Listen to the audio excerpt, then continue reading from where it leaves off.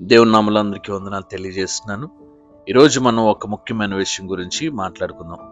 చాలామంది ఇంట్లో బైబిల్ ఉంటుంది, కానీ అది కేవలం ఒక గ్రంథం మాత్రమే కాదు. అది దేవుడు మనకు రాసిన ప్రేమలేఖ.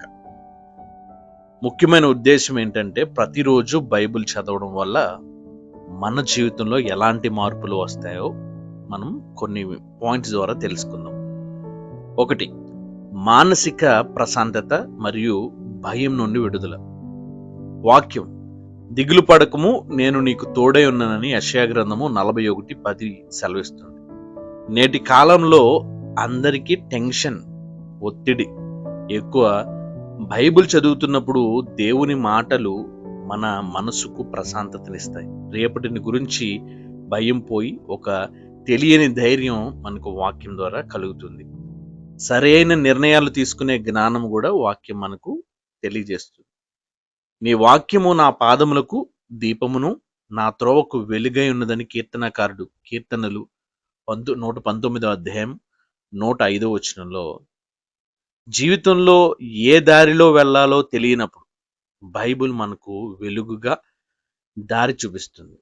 వ్యాపారంలో అయినా, కుటుంబ విషయాల్లో అయినా సరైన నిర్ణయం తీసుకోవడానికి దేవుని వాక్యం మనకు బుద్ధినిస్తుంది. తప్పుల నుండి, పాపము నుండి రక్షణ. నీ ఎదుట నేను పాపము చేయకుండానట్లు నా హృదయంలో నీ వాక్యమును ఉంచుకొని ఉన్నాను. కీర్తనల గ్రంథము 119:11. సమాజంలో మనల్ని పక్కదారి పట్టించేవి చాలా ఉంటాయి, కానీ వాక్యం మన హృదయంలో ఉండే తప్పులను చేయబోయే ముందు మన మనస్సాక్షిని మనల్ని ఏం చేస్తుంటే హెచ్చరిస్తుంది. ఇది మన క్యారెక్టర్ని బిల్డ్ చేస్తుంది అన్నమాట. నిరీక్షణ మరియు ఓదార్పు. మనం కష్టంలో ఉన్నప్పుడు అందరూ మనల్ని వదిలేస్తారు, కానీ బైబిల్ ఏం చేస్తుందంటే మనకు ఓదార్పిస్తుంది.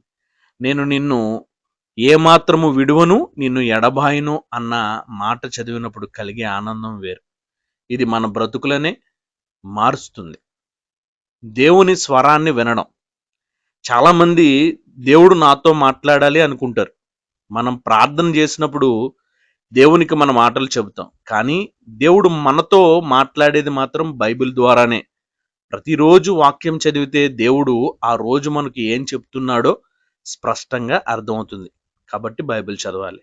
కాబట్టి ప్రియమైన వారలారా, కేవలం అలంకరణగా బైబిల్ పక్కన పెట్టడం, రోజుకు కనీసం ఒక అధ్యాయం చదవండి. మీ జీవితాల్లో మార్పును మీరే గమనిస్తారు. ఈ వీడియో మీకు నచ్చినట్లయితే షేర్ చేయండి. God bless you. చిన్న ప్రార్థన చేసుకుందాం. మహాగణుడ, మహోన్నతుడ, సర్వాధికారి, జీవాధిపతి, జీవంగల దేవ, గొప్ప దేవుడా, శక్తివంతుడా, చాలిన దేవుడా, నమ్మదగిన దేవుడా, నీతిమంతుడా, నీకే స్తోత్రాలు తండ్రి. ఇదిగోనైనా ప్రభువా, అయ్యా ఇదిగో తండ్రి, నీ వాక్యంలో ఉన్న శక్తిని, నీ వాక్యంలో ఉన్న గొప్పదనాన్ని బిడ్డలకు వివరించడానికి నువ్వు ఇచ్చిన గొప్ప కృపను బట్టి నీకు స్తోత్రాలు.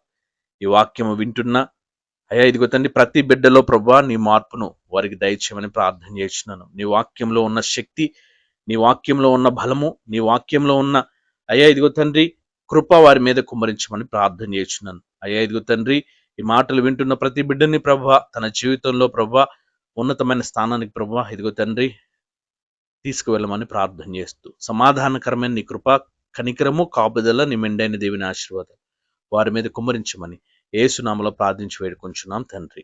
ఆమేన్. Amen. May God bless you.